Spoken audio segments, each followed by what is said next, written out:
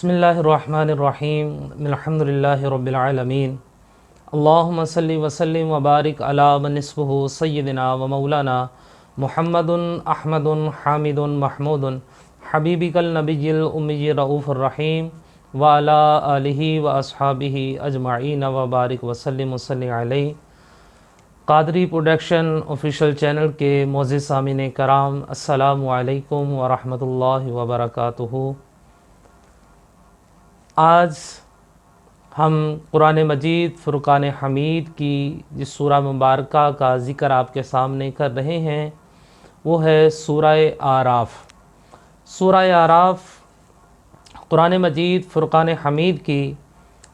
ترتیب کے لحاظ سے 7ویں نمبر پر آنے والی سورہ مبارکہ ہے، اور نزول کے اعتبار سے یہ سورہ مبارکہ 39ویں نمبر پر آتی ہے۔ سورہ اعراف اس میں کل 24 رکوع ہیں اور اس میں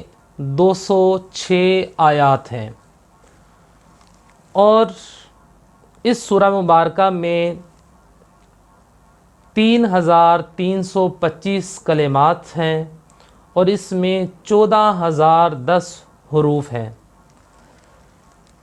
قرآن مجید فرقان حمید کا پہلا سجدہ بھی اسی سورہ مبارکہ کے اندر آتا ہے۔ اسی سورہ مبارکہ کے اندر اللہ رب العزت نے بہت سارے انبیاء کرام علیہ السلام کا ذکر کیا اور ان کی رسالت کو بیان کیا، جس میں حضرت آدم علیہ نبینا علیہ الصلاۃ والسلام اور حضرت نوح علیہ نبینا علیہ الصلاۃ والسلام اور حضرت شعیب علیہ السلام اور حضرت صالح علیہ السلام اور ان کی اونٹنی کا ذکر بھی اسی میں کیا گیا، اور پھر آقا دو عالم، شفیع معظم، نور مجسم، آقا بنی آدم، آقا دو جہاں، سرور سروراں، حبیب مجتبی، احمد مصطفیٰ، نبی آخر الزماں، آقا حضرت محمد مصطفیٰ صلی اللہ تعالیٰ علیہ وآلہ وسلم کی رسالت کا تذکرہ بھی اسی سورہ مبارکہ میں بھی کیا گیا۔ اس سورہ مبارکہ کے نام اعراف رکھنے کے پیچھے بے شمار وجوہات ہیں۔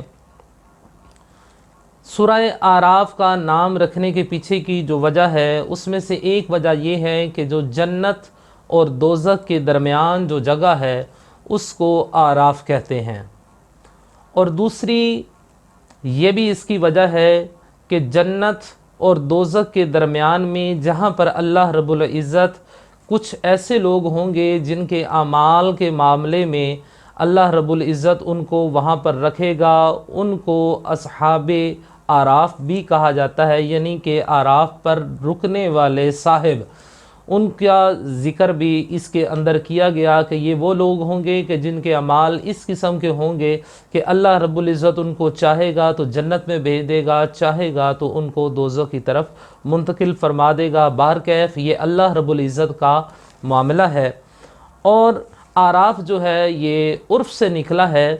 جس کا معنی عربی کے اندر عربی لوگ مرغے کی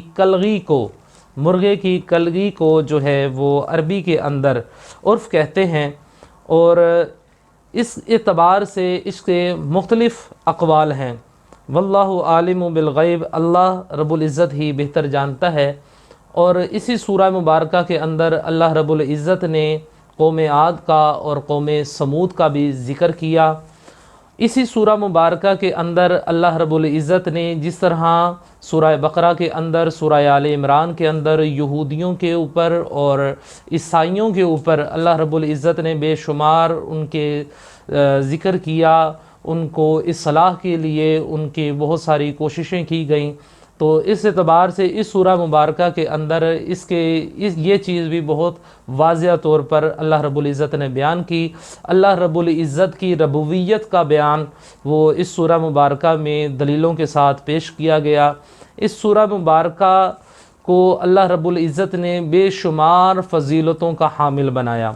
قرآن مجید فرقان حمید کی کوئی بھی ایسی سورہ مبارکہ نہیں ہے کہ جس کے اندر اللہ رب العزت نے بے پناہ رحمتوں اور برکتوں کا نزول نہ رکھا ہو۔ ہر سورت کی اپنی ایک پہچان ہے، اس کے نام کے پیچھے اس کی اپنی ایک وجہ ہے۔ ہر سورہ مبارکہ کے نازل ہونے کے پیچھے اس کی ایک بہت بڑی وجہ ہے۔ ان صورتوں کے اندر ان کی آیات کے نازل ہونے کی بے شمار وجوہات ہیں، جو کہ پچھلے جتنی بھی ہم نے صورتیں آپ کے سامنے 6 صورتیں بیان کی ہیں، سورہ فاتحہ سے لے کر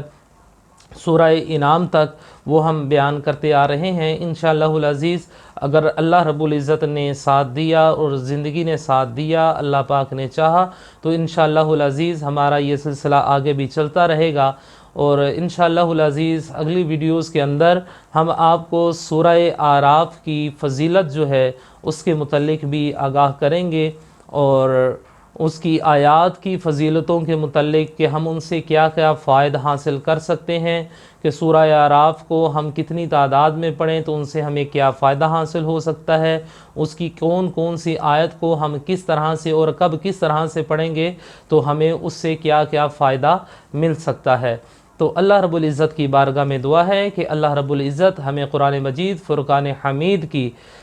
نور سے اللہ رب العزت ہمیں مستفیض فرمائے، اور ہمیں اس لاریب کتاب سے ہدایت لینے کی اللہ رب العزت توفیق عطا فرمائے۔ آمین بجاہ النبی صلی اللہ تعالی علیہ وآلہ وسلم۔